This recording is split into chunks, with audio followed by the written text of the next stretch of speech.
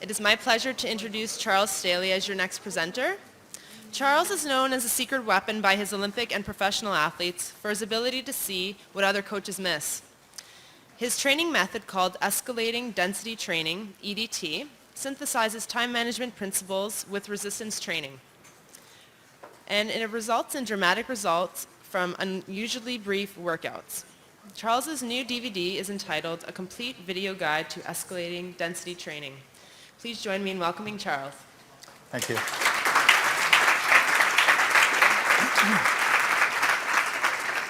Thank you all for coming. What they left off my bio, funny enough, here's a little trivia for you.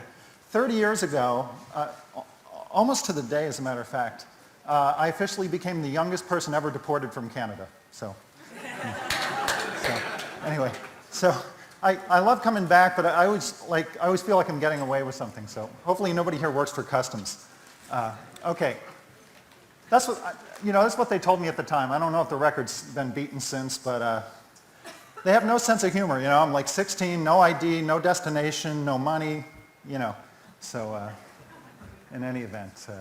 Okay, look, when you're a presenter, when you present talks in the field of exercise training or resistance training, strength training, you're writing books and articles and things, you're always kind of faced with a dilemma because you want to do something unique and compelling, but at the same time you want to do something that's relevant, and sometimes those two things are a little hard to merge because, after all, this is not like cold fusion, this is just weight training. And so the question always comes up, what is there that has not been talked to death? And what subjects out there are relevant that you haven't read hundreds and hundreds of articles about? So as I got thinking about that subject, somehow it just kind of occurred to me that this whole idea, what we're talking about here and what everyone's involved in here is what we call progressive resistance training. And strangely enough, when you look in the bookstore and you get on the internet and you read articles and you go to seminars like this, you don't really see a lot of people talking about, the progression part of this. In other words, how do you make training sessions more difficult, which is really the bottom line. And this is, after all, kind of the hallmark of what we're doing. I mean, hopefully everybody here is familiar with the, the old story of Milo of Crotona, who lifted a calf every day until it became a bull. That's the foundational myth of resistance training. So progression is at the core, it's the very essence of what we're doing.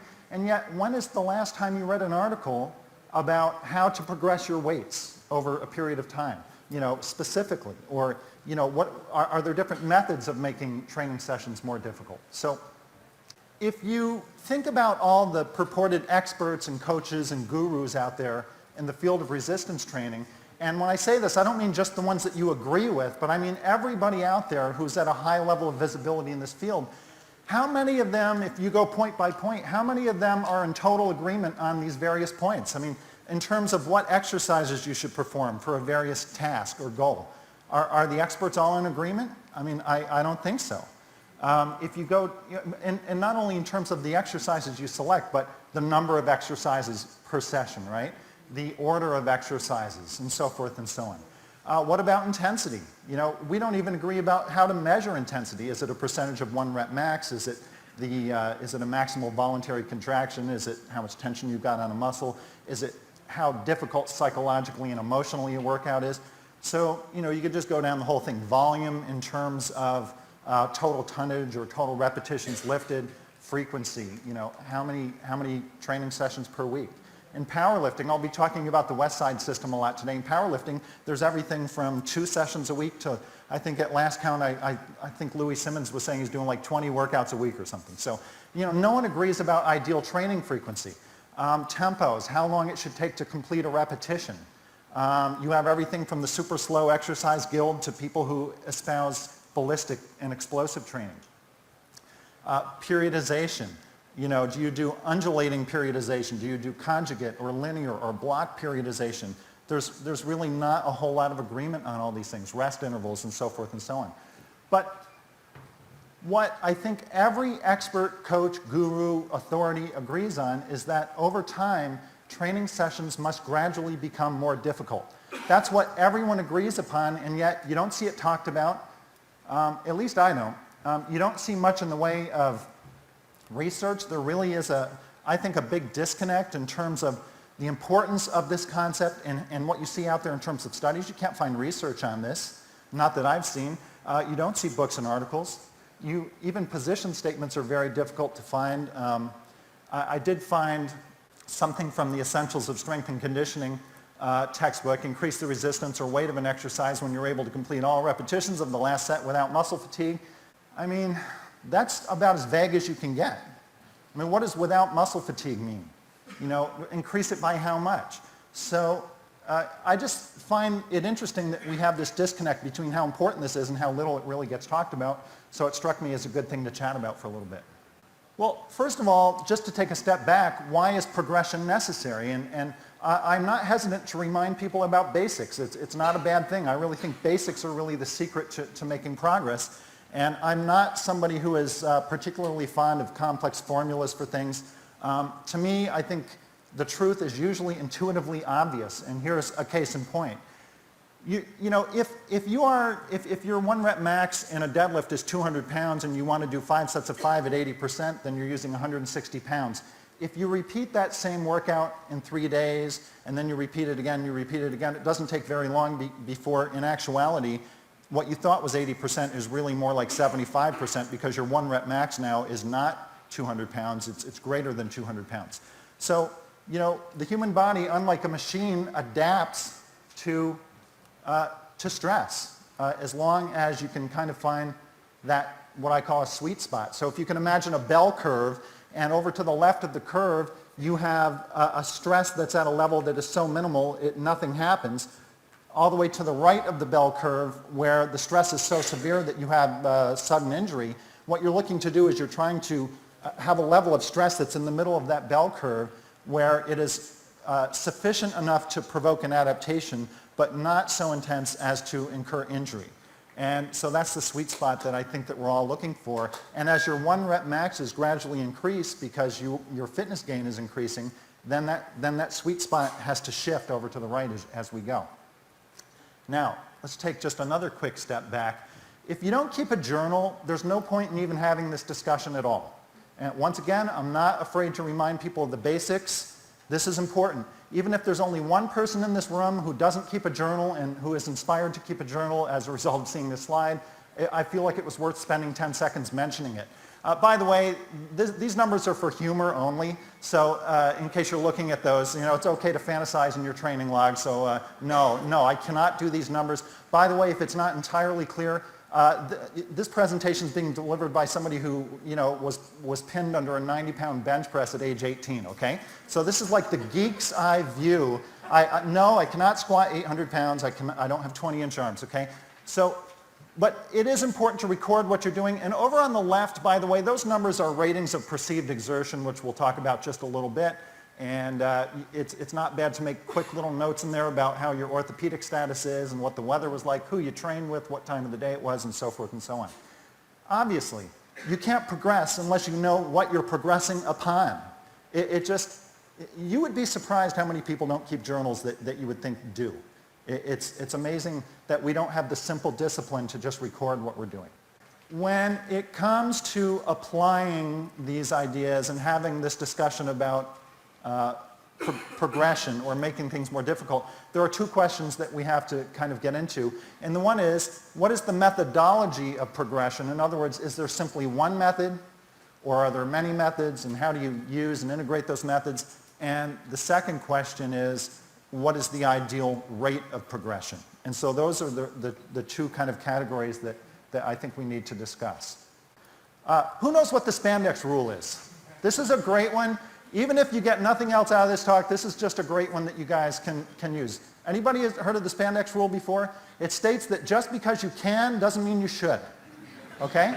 So the way that I want to apply the spandex rule to resistance training is that just because you can add weight to the bar doesn't necessarily mean that you should add weight to the bar. There are a lot of different methods that we can use.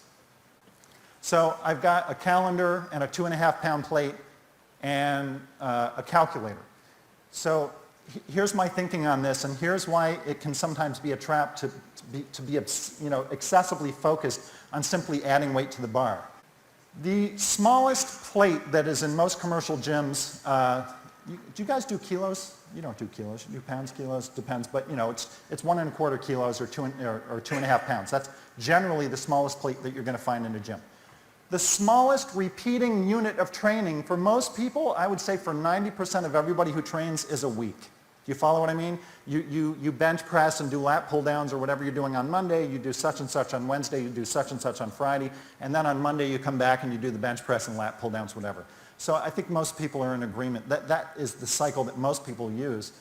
Some people, like Charles Poliquin, will advocate a lot of times 5-day cycles, which exacerbates this even further. It's not that it's a bad idea, but most people use a 1-week repeating unit. So here's what happens. Even if you are trying to be as conservative as possible, which most of us aren't, but even if you're trying to be as conservative as possible, and you put a 2.5-pound plate on your lift on each side of the bar every week, that's a 260-pound increase per year. Do you follow? So, I mean, how many people put 260 pounds on their squat in the past year? You know, bench press, you know, power clean, okay? Tricep kickback. What? You know, I was saying at a seminar last week, how come nobody knows their 1 rep max on a tricep kickback? Always perplexed. These are the things I think about, okay? The reason is because it's dangerous. It's so funny how people impugn, you know, multi-joint free weight exercises as being dangerous. They're less dangerous because there are more joints and more muscle groups to share in the load. And the reason that nobody knows their 1 rep maxes on isolation exercises is it's too dangerous. You know, when that bicep gets to the point, or the tricep gets to the point of failing, you got nowhere to go. So again, I just wanted to make an impact with this idea that, you know, even if you're trying to be as conservative as possible, you're talking a 260-pound increase in a year. You might do that on your first year. It won't happen after that for the most part. And what also happens is there are people who think that they've put 260 pounds on a lift in a year, but in reality, they've altered the biomechanics of the exercise in some way. And everybody knows what I'm talking about. If you're squatting, you're using a wider stance, or you're using more support gear, or maybe you're cutting your range of motion, or you suddenly make the squat more hip dominant when it used to be more knee dominant. Do you follow? So when your primary or exclusive method of progression is adding weight, you can really trick yourself into thinking that you're making progress that you're really not. Okay, I like to think of progression, or you know, increasing the difficulty of workouts, as kind of a continuum where you start with, you know, selecting the movements that you feel have the best applicability to what you're doing, and then once those movements have been selected, we next go to mastering those movements. And you know, mastery is not a destination, it's a path, it's something that you're involved in your whole life. But in this context, by mastery, what I mean is developing a certain amount of competence on the movements that you're doing, and you know, having a certain amount of consistency with the movements that you're doing. Is that me? From there, we go to imperfection and complexity training, and I'll have something to say about all these in just a second. And then we go to loading. So if we go back to each of these parts, first of all, if you have selected movements or exercises that are incorrect with respect to your goals, then the better you are at progression, the worse your results are going to be. So if you start on a flawed premise, you're just going to get into deeper and deeper trouble as you go. So if you're a sprinter and your primary means of hamstring training is a leg curl machine, you know, your whole training is based on a flawed premise. Okay? We go through mastery, imperfection, and complexity. I am a competitive discus thrower. I've been doing this in the Masters division for a number of years now. And last summer, I did some training with John Powell, who's a former world record holder in the discus. And he said, yeah, come on out and train with me. I've got some guys. And so we had a girl there who was like the number 8 ranked shot putter in the U.S., and we had a high-ranked hammer thrower. And so I come out there and train, and they gave me directions. They said, yeah, take a left here and a right there, and I go there. This is Las Vegas. And they're out in the middle of the desert training on a piece of plywood. You know, it's just literally a big piece of wood that they just stuck down on the dirt, and it's wobbling all over the place and everything. And I don't know if anyone here is a thrower, but throwers can become very anal retentive about having perfect conditions. And you know, if there's a little piece of grass on the ring, you know, they're all freaked out. So this is just an idea for you in terms of adversity and imperfection, complexity training. Obviously, there are a number of these that can be done. I think the West Side Barbell System's done some really interesting things along these lines. There's all sorts of things. You can make the exercise less stable. You can use things like chains and bands and change the contraction mode and start at the bottom instead of the top and so forth and so on. There are a lot of ways to do this, but I get a lot of my analogies from track and field, and this idea is used with a lot of success in that realm. And then only as you get through all of those, then you go to loading. And of course, you're always coming back and you're revisiting. So you're always coming back and revisiting the idea of movements and mastery, and over time, form can erode, and it's not a bad thing to have a coach, even if you are a coach. Okay? Now, there's this idea that's worth really giving some thought, especially for guys and especially for people who have yang-type personalities and who are really kind of driven-type personalities. And that is, experiment with the idea of holding all parameters constant and monitoring your rating of perceived exertion. Now, this is the original scale from Board, which goes from a 6 to a 20, but you can just simply use a 1 to 10 scale. It doesn't have to be 6 to 20. It doesn't matter, as long as you're using the same scale all the time. But the point of it is, here's an example of this. You're bench pressing. You're using 185 pounds for 5 sets of 5, and you do that within 15 minutes, let's say, and you have standard tempos and so forth. The next time you do, and you complete that workout, you record the rating of perceived exertion. In my case, I would do that on a 1 to 10 scale, and let's say you get an 8. The next time you repeat the same thing, same weight, same sets, same reps, same duration again. And you wait and you repeat that workout, and it might be 2 times, 3 times, 4 times, until that 8 on the RPE scale becomes maybe a 6. And then you add load. And the idea behind this is that instead of pushing to add weight all the time, wait until you feel pulled. Wait until you feel compelled to add weight, because it's just so easy that you're being pulled in that direction. That's a good approach, especially for guys, and especially for guys and people in general who are very numbers oriented and looking at weights. Women, sometimes a little bit of a different situation. Okay, going back to complexity method just for a little bit, this is an exercise just called a renegade row. Hopefully my video will work here. And this is just kind of a neat example of something very simple. He's doing these with kettlebells, so there's a little bit of instability there in terms of maintaining grip and maintaining position. There's a lot of activity going on in core musculature in terms of maintaining a neutral spine. And you've got extension on one side and flexion on the other. That's really kind of a nice drill, and there's so many options that we all have that we don't use that are really very, very useful. Okay? This is from Vladimir Zatsiorsky. If you don't have the textbook, it's for sale. Human Kinetics, I'm pitching for you guys. They're selling it outside, actually. It's Science and Practice of Strength Training. Very interesting quote. There are limits to increasing training load because of staleness and time constraints, so changing exercises is preferable. However, you have to have the goal in mind when you're thinking about changing exercises. Charles Poliquin has said that the key word in bodybuilding is variation, change exercises. And I completely agree with that sentiment. But if you are a performance-based trainee, if you're an athlete, you cannot be changing your entire exercise menu every 3 weeks, because you're always starting back at the beginning. Make sense?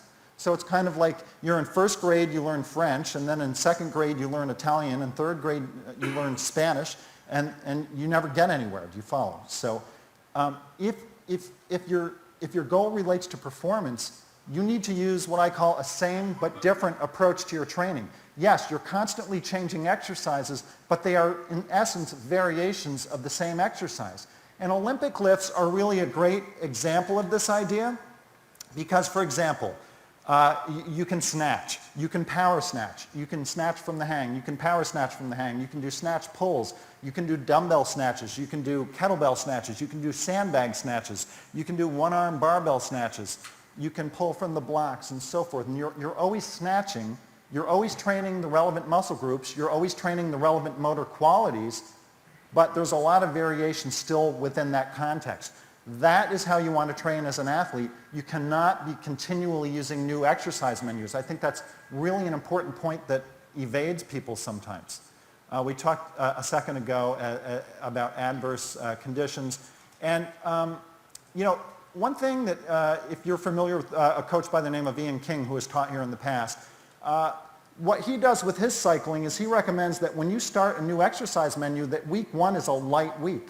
And the rationale behind it is because they are new exercises. And the fact that you have that novel form of stimulus, novelty on its own is a form of difficulty. So an important concept if you're taking the bodybuilding approach and using a wide variety of exercises and constantly changing the exercises. Dave Tate is teaching a little bit later. I think the West Side barbell system is pretty neat. And I think if you're not familiar with this, powerlifting has gone through kind of an interesting evolution over years and years in North America. It used to be that powerlifters primarily trained 3 days a week. Most of your time and energy was focused on your 3 competitive lifts. So you're doing the really hard work on the squat, deadlift, and bench. And then you just kind of do some lip service to the auxiliary exercises that supposedly will increase your maximums on your 3 competitive lifts. Well, when Louis Simmons started putting together the whole methodology that's used for West Side Barbell, they kind of flipped that whole thing on its ear. And what they started doing is they started spending less, I hesitate to say less time and energy, but the competitive lifts were done with moderate weights, very fast tempos. You got in, you got out, and then you started really putting in the hard work on very carefully selected auxiliary exercises that were designed to target weak links, either in motor qualities or joint angles, so forth and so on. So the brunt of your work is actually done on the auxiliary lifts. So now, I want to segue back to the throwing thing for a second, and I'll connect these. And these are some really interesting ideas that will help you if you kind of find ways to apply this. John Powell, once again.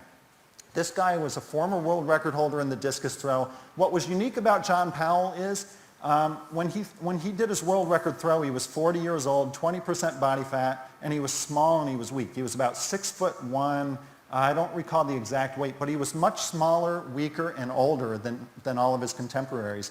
And he was, he was one of the greatest throwers of all time.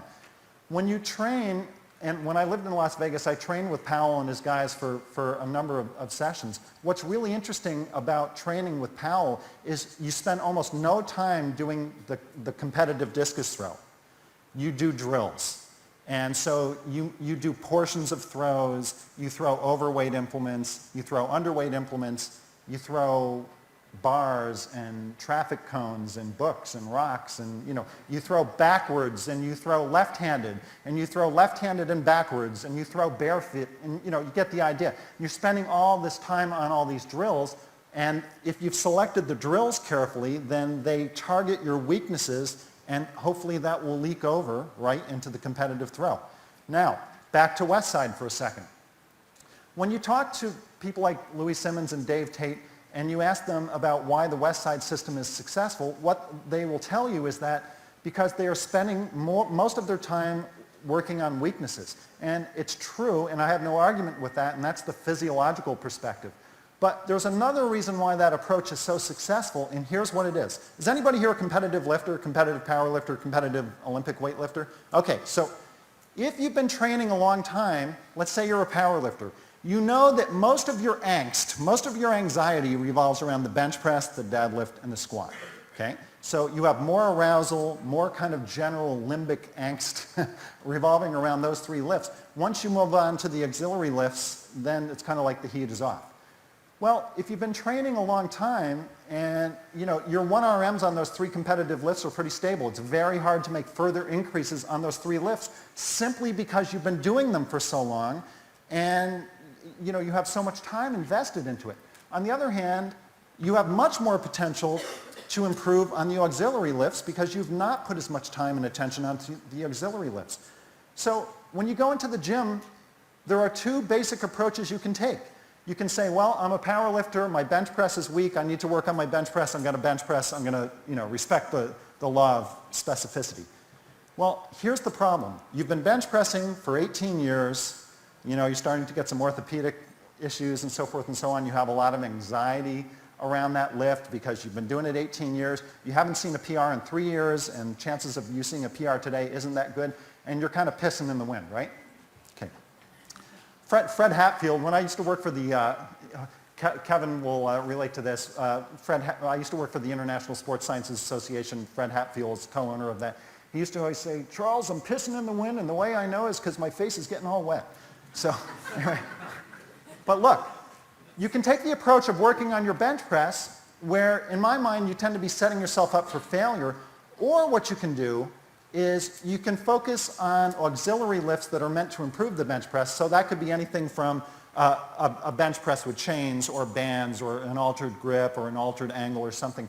And here's what happens when you focus on the auxiliary lift or the drill. One of two things will happen. Either you'll get a PR, which means you'll be psyched and you'll be thinking, wow, this is awesome. This will leak over into my bench press and I'm making progress. Or you won't get a PR in the auxiliary lift, at which point you say, well, it's not really the bench press, so it doesn't matter. Do you see the difference in terms of how you're setting yourself up? Big difference, okay? Sometimes it's better to sneak in the back window than to break down the front door, and both physiologically and psychologically. We mentioned training journal a little while ago. I was looking at my own training journal about a week ago, and I was noticing I'm really not any stronger than I was a year ago in terms of 1 rep maxes on big lifts. But what I do notice is I have less notes about orthopedic issues. You follow? So I'm the same level of strength, but I have much less orthopedic symptomology. I'm able to do a lot more stuff overhead now than I could a year ago and so forth. So that is a legitimate form of progress because after all of this stuff is based on your health. It's kind of like this crazy idea I have, if you're healthy, then your training will probably do better. You know, if your training contributes to your health instead of erodes your health, you know, I think that's probably a good idea. So don't be afraid, and one of the messages I have for you guys here today is don't be afraid to use qualitative indices of progress in addition to the quantitative ones like adding load. Now we're getting a little bit more into the quantitative stuff, adding load. There are more ways to increase the quantitative indices than just adding weight to the bar. Here's one of them. This is escalating density training. The duration is fixed. The volume progresses gradually. And I'll give you 2 different scenarios of how you can apply this. For body composition, local muscle endurance, lactic acid tolerance, things like that, what you do is you take 2 antagonistic exercises, pec, lat, bicep, tricep, whatever it is. You select approximately a 10 rep max load on each exercise. You set your stopwatch, ready, set, go for 15 minutes. You go back and forth between the 2 exercises. You try to amass as many total repetitions as you possibly can on both exercises within the 15-minute period of time, correct? And then, and by the way, both exercises are 10 rep max, but what we're trying to do is manage fatigue. You're not seeking fatigue. I know that when we go in the gym, the goal is to hurt ourselves, but like my idea here is that you try to get the best performance that you can. So even though you can do 10 reps on the bench press with a given weight, you do 5. And then you come over to the lat pull down with a given weight, you can do 10, but you do 5. So one way to manage fatigue on this is you just go back and forth doing sets of 5 with a 10 rep max weight until sets of 5 start becoming more difficult than what you feel like putting up with. And then you drop it to sets of 4, sets of 3, whatever way you want to do. So my focus is not on the set times rep number. My focus is how much work can you do in a period of time. So you just go and organize the sets and reps in whatever way that permits the best workload in that period of time. The next time you go to repeat the workout, you know 2 things. You know when you're going to be done. The second you start, you know you're done in 15 minutes. And you know exactly what you have to do, which is to beat whatever number you got last time. So this just simply means that the load stays the same, but the volume increases within the same period of time. The volume expands, which is why I'm calling this expansion method. If the training objective has more to do with speed, strength, maximum strength, a method that we use here is to take approximately an 85 to 90% weight relative to 1 rep max, and we perform multiple singles with that weight within a 15-minute period of time. So for example, if my 1 rep max on a power clean is 200 pounds, you're going to take anywhere from about 160 to 175 pounds, and ready, set, go, you do a single. You do a single every 60 seconds, and one of two things will happen. Either you'll make it to 15 singles, and if that's the case, you increase the load next time and repeat. Or you will stop somewhere short. You will miss somewhere short of 15 singles. If that's the case, let's say you missed at 9.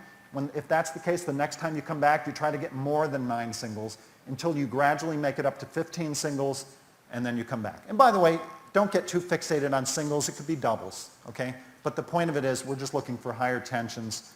We want to be more on the anaerobic side of the continuum. So the concept is the same in both cases. The opposite of that would be called the compression method. This is also a method designed to increase training density.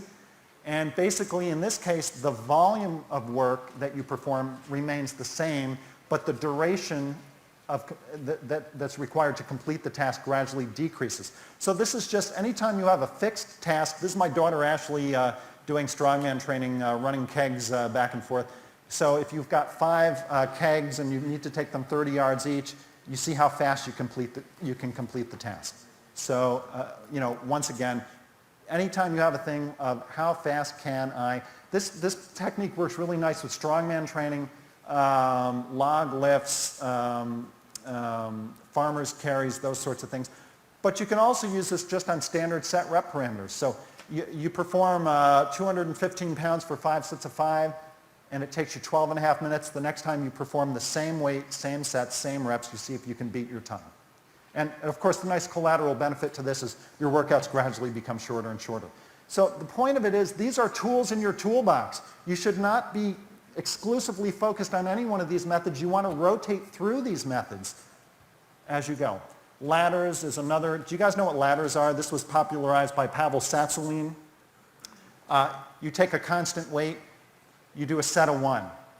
This is a great method, by the way, because you don't need a warm-up because this is about a 6 to an 8 RM weight, okay? Your first set is 1 rep. That's your warm-up. Set 2, 2 reps. Set 3, 3 reps. 4 reps. You climb that ladder as high as you can, and when you get stuck, you come back, start all over again. 1 rep, 2 rep. Here's your second ladder, 3 rep, 4 reps. And the second time through, you typically don't get as high as the first time. This is a nice way to manage fatigue, which facilitates a high work output. All right, this is something that I'm kind of very affectionate about. There's a unit called, I'm going to go forwards and then come backwards. There's a unit called a Tendo unit. You can see this. I have a little device on the floor, and then there's a little tether that comes up to the bar, and then you have a little readout that looks like this. And if you can't see this, what this readout is telling you, it's telling you your power output in terms of mean watts. It's telling you your mean speed in terms of meters per second. And then what it does is it ranks every rep that you do, and the unit can store like 100 reps. So if you're doing a set of 10, you can see what you did on each repetition relative to all the other repetitions, and then it grades all the reps. So whatever your best rep was is 100%, and then all the other reps are graded according to the best rep. Well, this is kind of a nice idea in my way of thinking because, after all, for most of us, fitness gain is a direct function of how much tension you can put on a muscle, correct? So the idea being that there's 2 ways to put tension on a muscle. You can use a lot of load, which means the mass is high, the speed is going to be low, but you still get high tensions on muscles. Or you can use a more moderate load and use greater speed, and you get the same result. And I mean, I am always attracted to ideas that involve getting more accomplished with less as opposed to the opposite.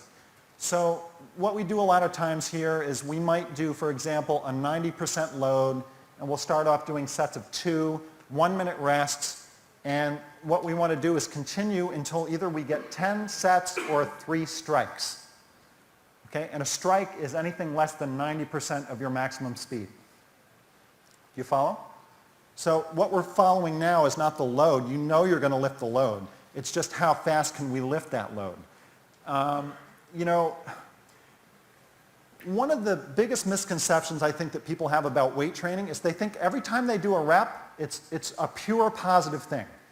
And it's not. There's a positive aspect to doing the rep. There's a negative aspect. There's a repercussion to doing the rep. Does that make sense? So on one end, on the positive, that rep has potential for stimulating fitness gain, but at the same time, it has potential to take a toll on all your various systems that support recovery. So what I'm always looking to do is to optimize that benefit to drawback ratio of all the repetitions that you're performing. Is this making sense to you guys? Do you understand how, if anyone here is an entrepreneur, like for example, do we have any doctors in here, chiropractors, anything like that? I mean, if you try to do 100 patients a day and you get to a point where you feel that you're at about a 65% skill level, do you just keep going? Or do you say, this isn't a good situation? None of us do this in our everyday lives. There's a benefit and a drawback, right? There is not any point in my way of thinking of operating at less than approximately 90% capacity. If you squat 405, that's your 1 rep max, and you walk into a gym on a given day and for whatever reason, and the reason isn't important, you can only squat 315 that day, should you be squatting? That's a question for you to ponder. I think no. If your capacity is that dwindled for whatever reason, you're in recovery mode. You are not in a trainable state. Doesn't make sense. Well, going back to this, if your speed at a given load is down to 65%, I think that whatever you're training has now been trained, you're done. But if you don't have the feedback, the problem is you don't know when you're done because you don't know when you're at 65%. It's not something that you're going to know instinctively. I think this is one of the best ways to prevent overtraining. The next question, of course, is, well, Charles, I don't have $800 to buy this thing, so what do you do? One of the things that's nice about Olympic weightlifting is it gives you that feedback. There's been an argument and a discussion in the strength training community for years and years and years that basically revolves around this. How come Olympic lifters can train so much more frequently than power lifters? Have you heard this before? I mean, this is pre-West Side. But over the last 20 years, Olympic lifters traditionally have trained much more frequently. Here's one of the reasons why I think that is, and that is because if you're doing a snatch or a clean or a jerk, if your speed declines by like 2%, you miss. Okay? So there's your feedback. If you're doing a bench press or a deadlift or a squat and your speed declines by 2%, you just have a slightly slower lift. You never even knew it happened. So there's much more potential for the downside to start accumulating on that lift. This is just, again, the geek's way of looking at this. Look, you can increase the difficulty of workouts by increasing range of motion, either globally across the entire exercise or across a particular joint. We all know this, but how many of us do it? And guys in particular don't like to do this because it means less weight on the bar. I mean, I'll have something to say about the girls later too, but guys are really fixated on more weight, more weight, more weight. Literally, I worked out in a commercial gym last week for the first time in like 12 years. And I'm just compelled to share this story with you. Guys on the leg press, and you know how it works. There's like as many 45s you can get on the plate and his partner sitting on top and the knee wraps and the whole thing. But here's the tweak that was a new one on me. The guy had like one of those row bars, bar about this long with a parallel grip. He had one of those row bars and he was spotting himself by grabbing one end of the row bar and like pushing on the platform as he was doing the leg press. So, anyway. But look, not to reference West Side over and over and over and over, but they make good use of this system because they do things like board presses and pin presses and box squats and things, and it works. It really does work. So, you can reduce range of motion, add additional load to stretch that portion of the movement, or you can, for example, squat deeper than normal, so forth and so on. Here's kind of a cool idea, especially for guys. And the idea is, you do what you're supposed to do, and then if you still have time and energy, then you have fun. Okay? So let's say your program calls for you to perform 80% for 5 sets of 5, and then you follow that up with 90% for 3 sets of 3. It doesn't really matter what it is. And you have a time limit. In this case, it's a 30-minute time limit. If after you complete that work, if you want to go heavier and satisfy your ego, go ahead. So it's like, eat your vegetables first and then you can have your dessert, okay? it's actually kind of a neat method. I've used this with a lot of success. You do the program, and as coaches, by the way, there oftentimes is a conflict between what you want your client to do and what they want to do. If you put them through the ringer with the work they're supposed to do, and they still have the time and energy, and they want to try maybe something a little heavier for a single, it's okay. I mean, you know, given that everything's looking good up to that point, not a bad idea. Quick question.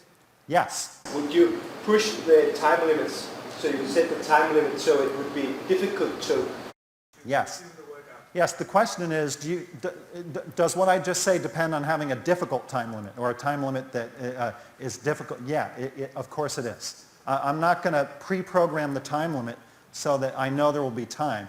And so if you know that you're going to have a difficult time completing 5 sets of 5 and 3 sets of 3 in 30 minutes, and you have enough energy to say to yourself, okay, I'm going to really try to get this done in 25 minutes because I want to go crazy on a heavy squat after. If you got that kind of energy going, then maybe that's not a bad idea.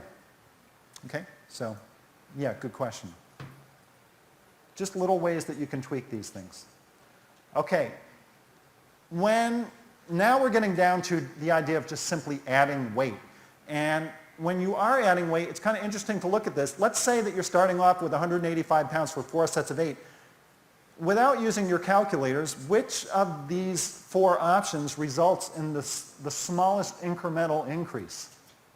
And it's not easy to tell, is it? I mean, it really is not easy to tell by just looking at this which one of these options results in the smallest amount of total load versus the highest. So I'll show this to you right here. So here are the results. At top 185, this was the original load. Here's just a couple of different options. Here's add 5 pounds to the bar. It results in 6,080 pounds. If you add 5 pounds and reduce a rep per set, it really is a dramatic decrease in total load. Okay? The greatest increase is simply adding a rep per set. Seems like nothing, right? It's like, well, I'll just do 4 sets of 9. Seems like such a small change, and in reality, that's the tweak that results in the greatest increase in load.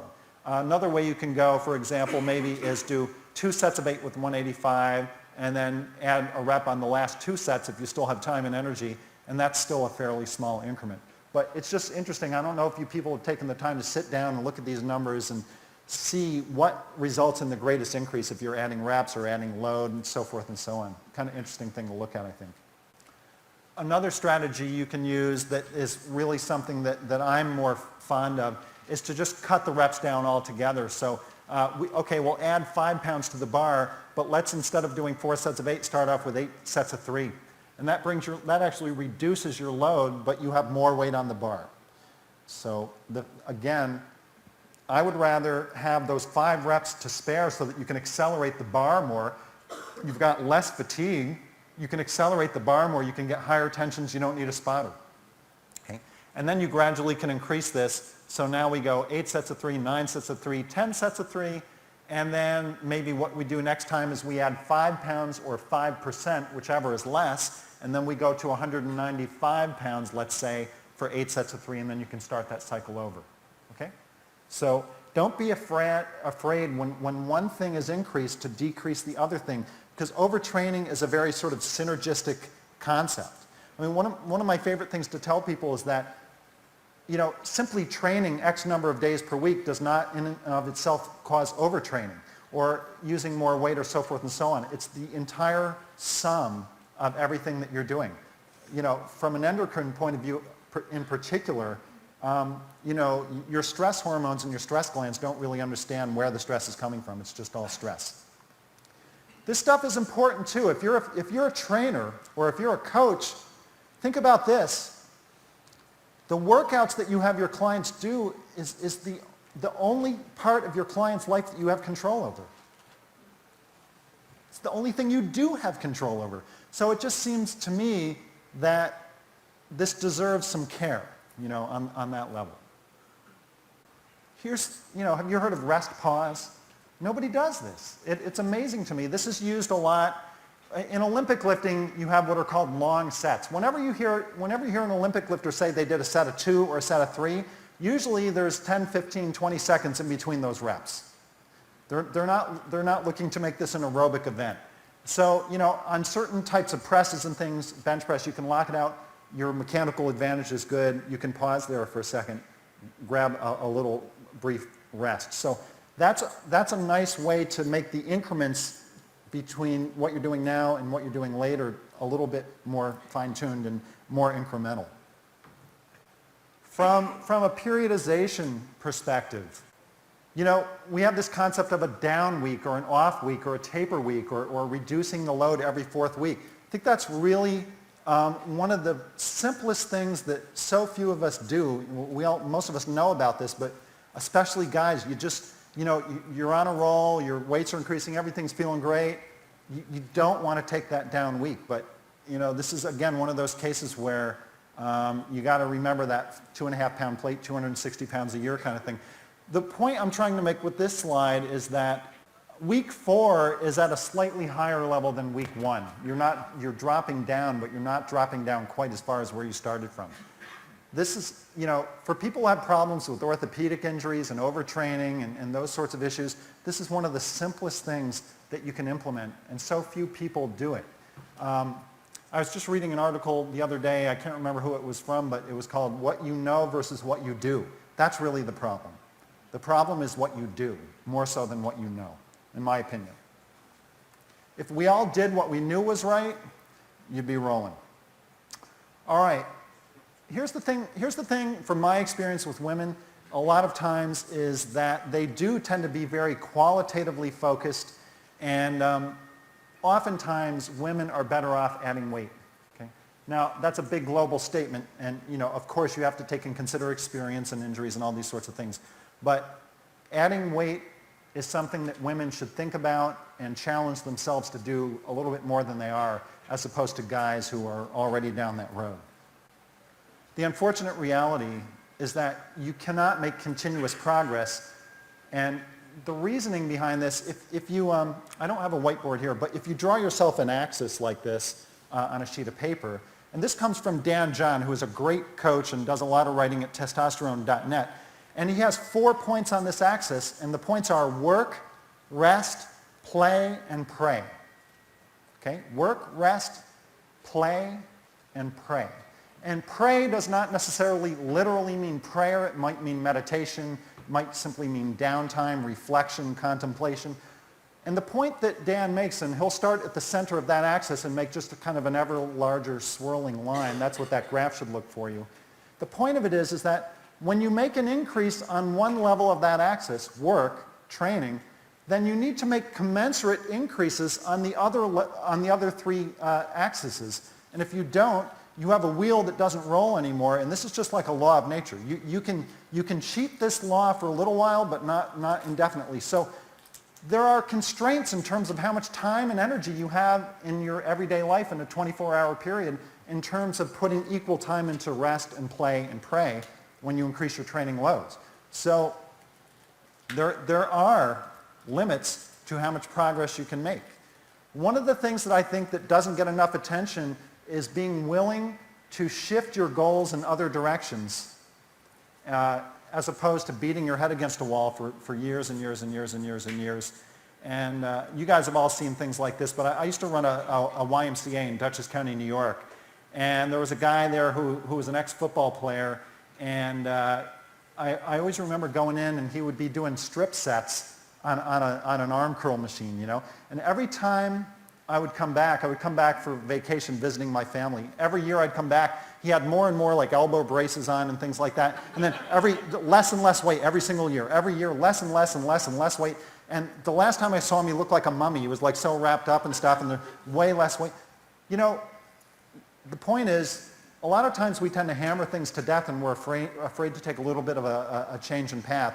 And you're not giving up on your goals to switch your goals. You're just going in a different direction. And if you've been lifting consistently for 25 years and lifting hard and you're full of orthopedic injuries, it's not a dumb idea to pay attention to your health, and you might be surprised when you're feeling good. It makes a difference in the whole situation. So it's just interesting how people have difficulty sometimes with that concept. So, okay, so just to finish up here, there are many ways to make training sessions more difficult. Don't just focus on adding weight. There's so much more.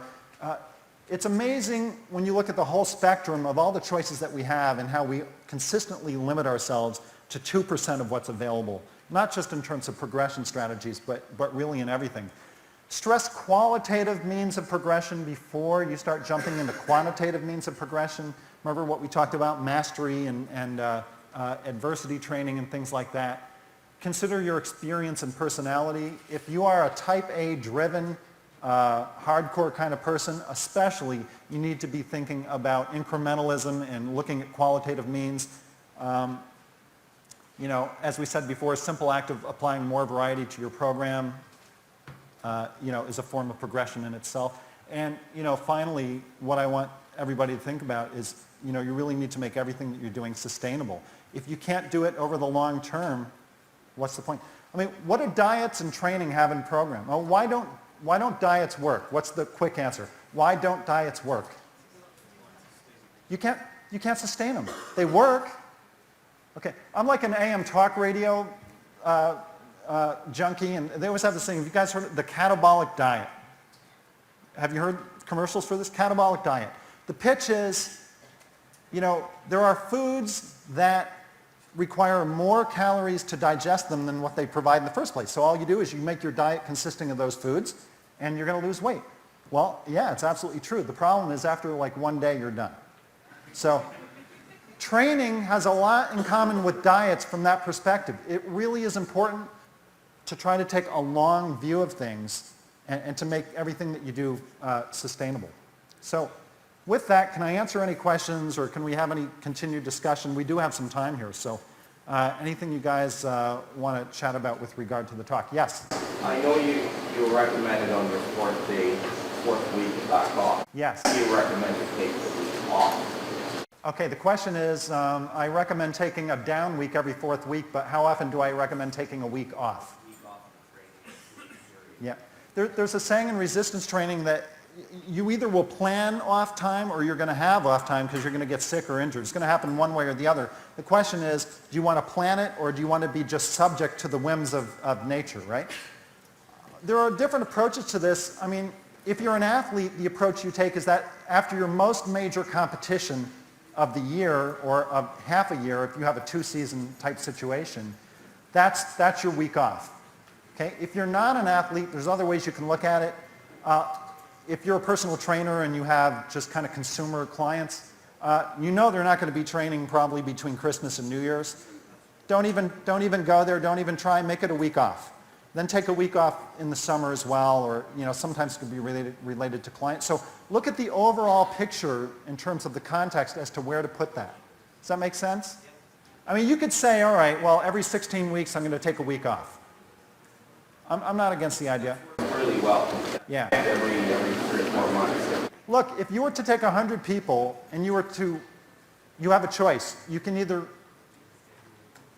reduce their training or increase their training. What approach is going to improve most people? Reduction. It's kind of this crazy idea, like training is only effective if you can recover from it.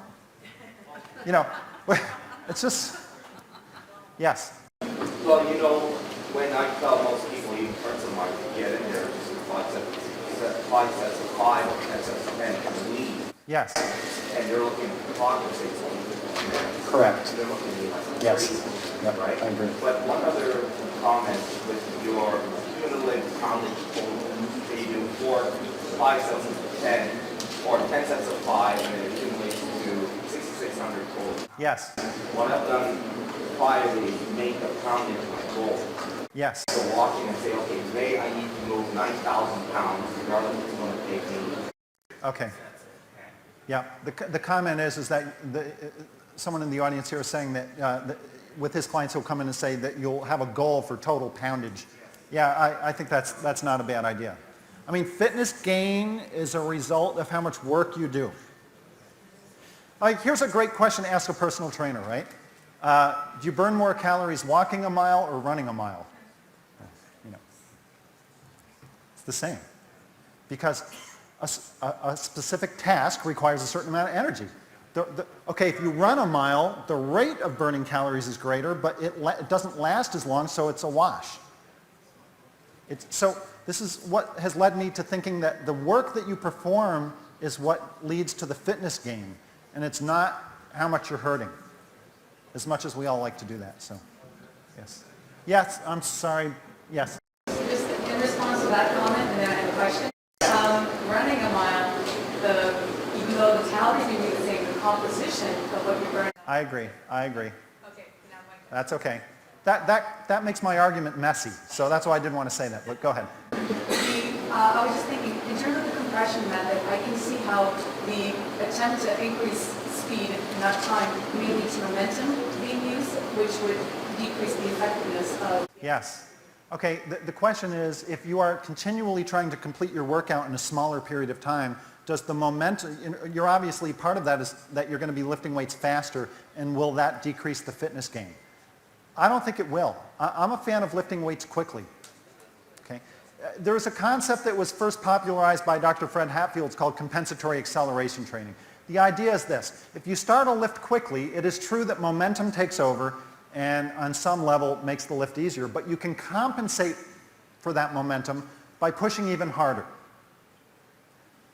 Okay? So there's a difference between lifting a weight fast to make it easy on yourself and lifting a weight fast and being disciplined about it and making it a situation where it's harder to lift the weight. So the answer is, it depends kind of on your approach. And we've all seen people in the gym just slopping things out, and you're really doing less work, but everything else being equal, more speed for a given load equals more tension on a muscle. So, okay, I think you were next. Do you ever do any shock training? A lot of what you're doing here seems calculated, and I think it's a great thing.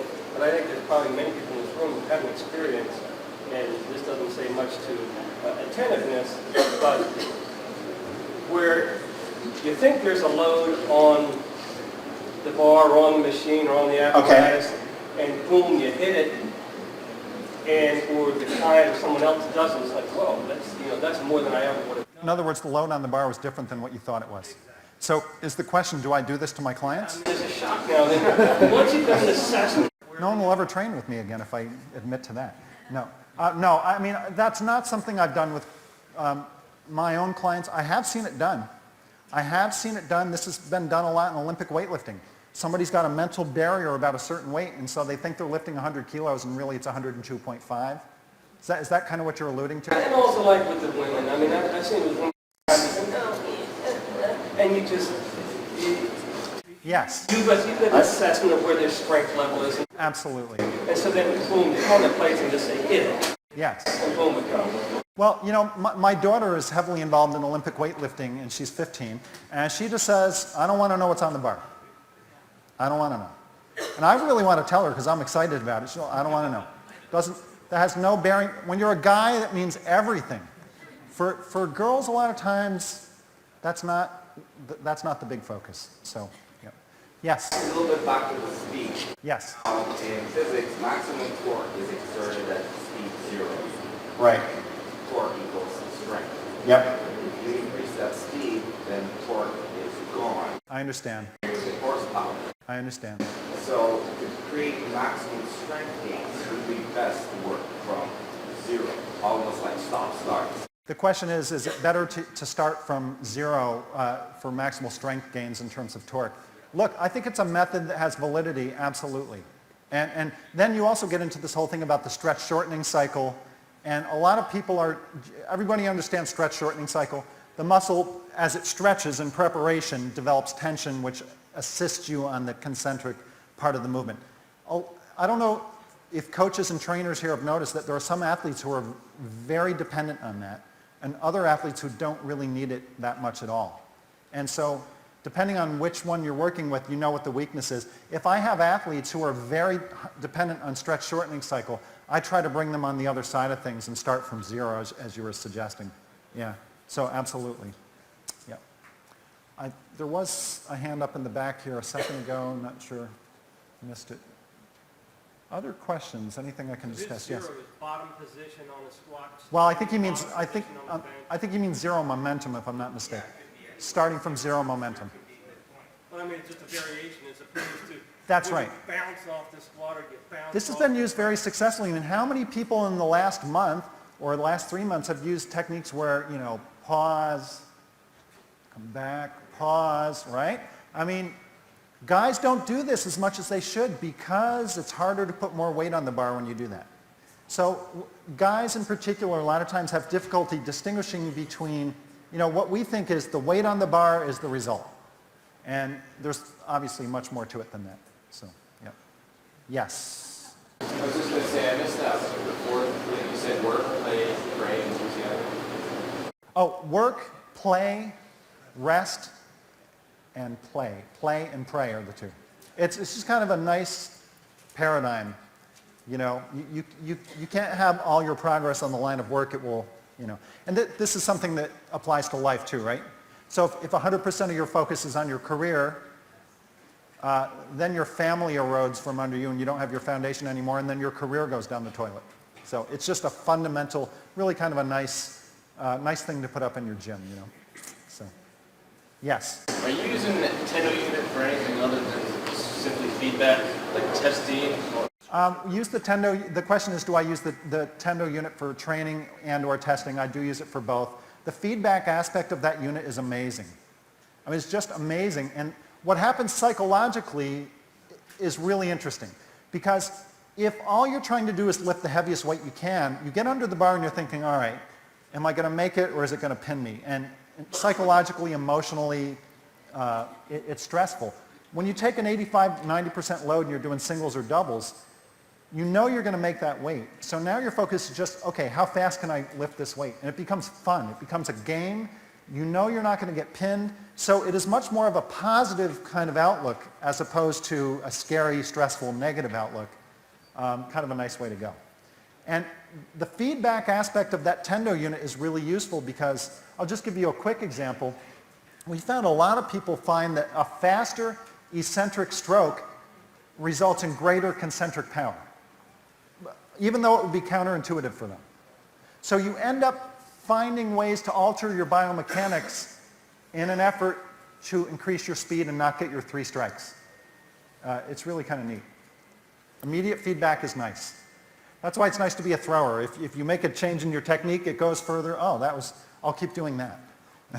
So, any other questions I can answer today? Yes? In terms of hypertrophic response, dissipating that stretch shortening cycle, taking the pause, would you say there's an advantage or no?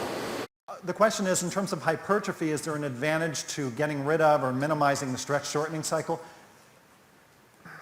This is a big question. My quick answer to the question is, I don't think so.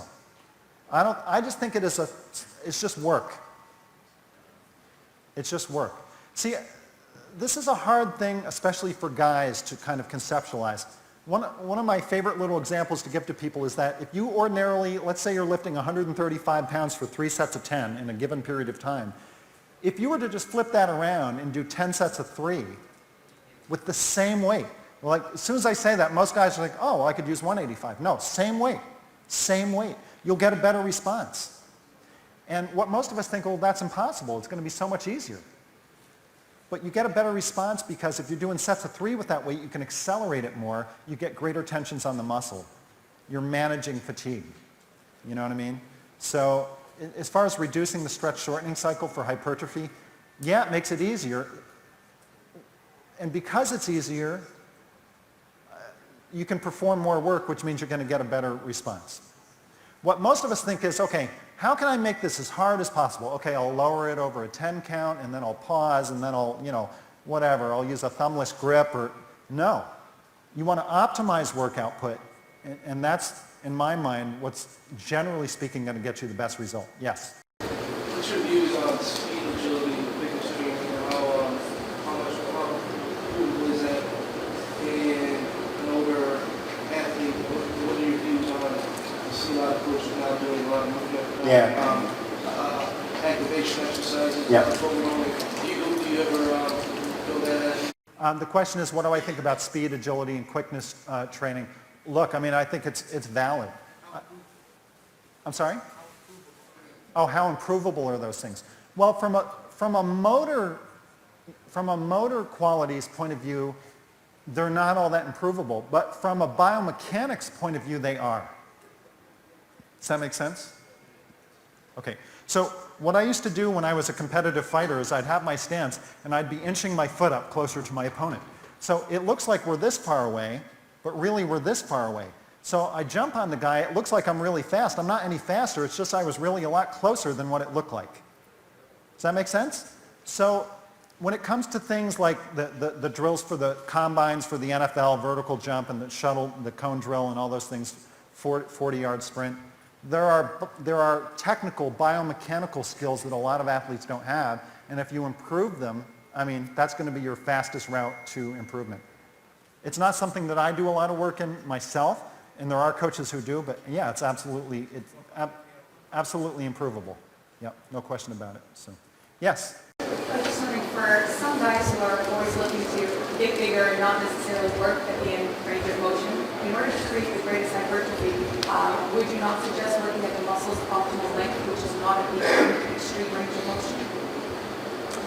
I'm so sorry. Would you just rephrase that? Yeah. It's me, it's not you. Okay, I know there's a lot of guys who want muscle hypertrophy, and in order to create best muscle hypertrophy, you need to work at a limited range of motion where the muscles are at optimal length, which excludes the end range of motion, which is one of the ways that you were suggesting progression.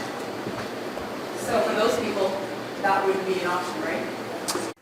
The question relates to hypertrophy and what ranges of motion that you train in, and you're saying to stay focused on like optimal ranges of motion. So an example of this, if I'm reading you carefully, was that maybe like not locking out on a leg press.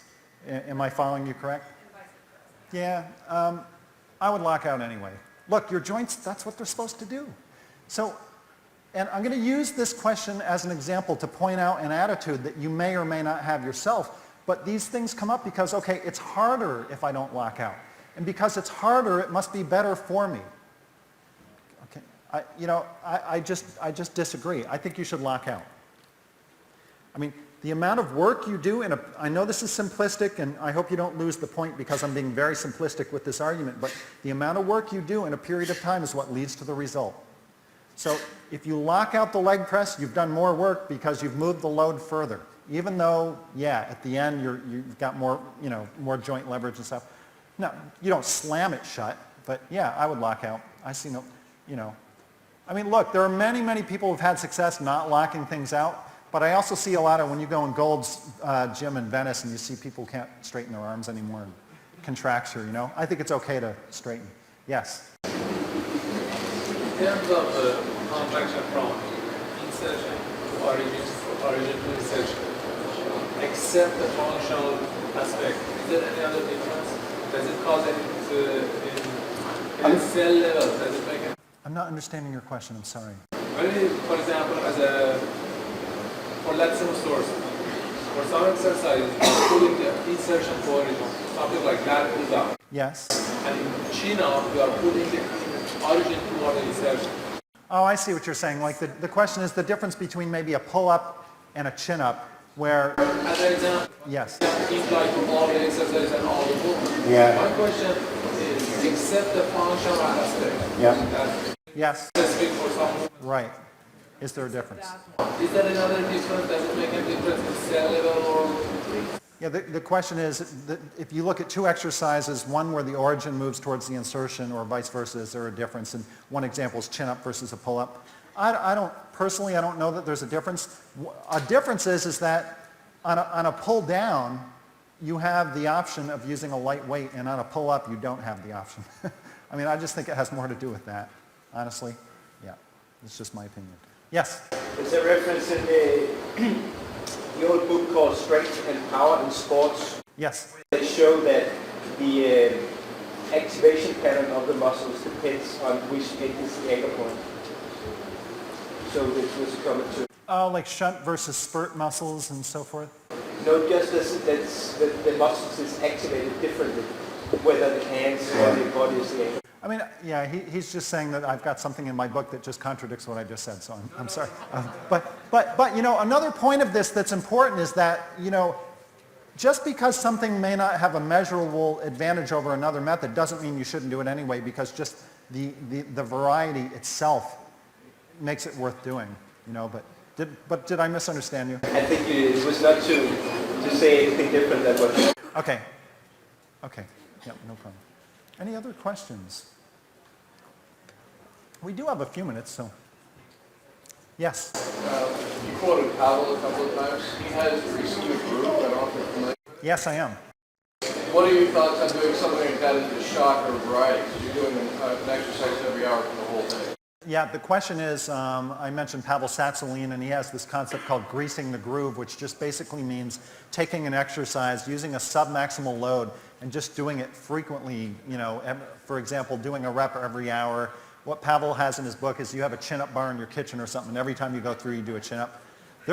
Look, there's a lot of validity to that. There really is a lot of validity to that, depending on what the goal is. It's not something you would do year-round, but it is a very valid way of stabilizing, you know, a certain strength load. I think it's more for stabilization, really, than it is for maximal strength acquisition. But I think it works better for things that don't need tons of warm-up. I wouldn't be real enthusiastic about doing that with like a deadlift, but like for certain things, like pull-ups and things, I think there's some validity to that, for sure. Things that don't require a lot of warm-up, they're not terribly complex. Yep. Yeah, it's absolutely valid. So, good. Okay. I will be at my table outside if anybody would like to come chat with me further, but beyond that, thank you very much. I appreciate it.